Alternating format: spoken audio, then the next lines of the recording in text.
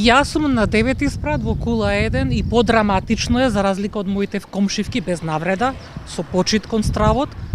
И што кажа, треба некоја информација малку, мада претседателот Точко на Црвен крст многу убаво ни кажа, тогаш да не бидеме во лифтови, без паника, да се движиме сталожено колку можеме по скали, така, а за предвидување на сизмички тектонски движења не може тоа.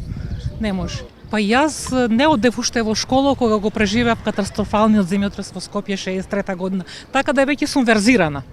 Не ми предизвикува толку.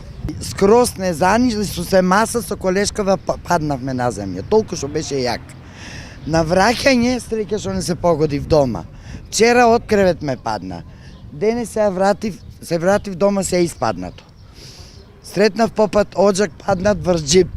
Цигли, ова е страхота, не можам, нервно се оболивме, готово веќе. На 6 спрат сум јас.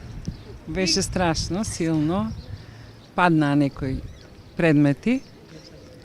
Меѓутоа, она што еве и соседката го рече, да кажам дека она што иритира најмногу е што немаме никакви информации. А еве веднаш имаш информација дека во Скопје се сетил земјотресот, а за овде зошто се тие месец дена имаме земјотреси, како овој ниеден не бил. Никој со никаква информација не најде за сходно да излезе и да каже без разлика што е. Ако треба да се евакуираме, да се евакуираме. Ако треба да седиме, да седиме. Мислам, никој не може да предвиди, меѓутоа сепак има стручњаци во државата кои што може и треба да кажат. Нема кај нас оштетување на зградата, немаше.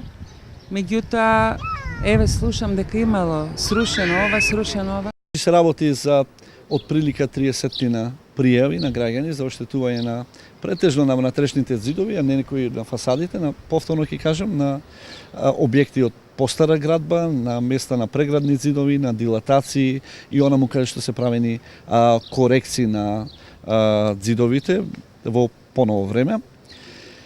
Така да немаме информации за сериозни, би рекол, оштетувања кои што би можеле да го загрозат животот на граѓаните и нивната безбедност. Значи, поголеми два дефекти се пријавени на улица Галишица, на една зграда и на една куќа во непосредна близина и имаме пријави за срушени оџаци, постари оџаци на куќи и еден дел од балкон на стара зграда на улица 8 септември.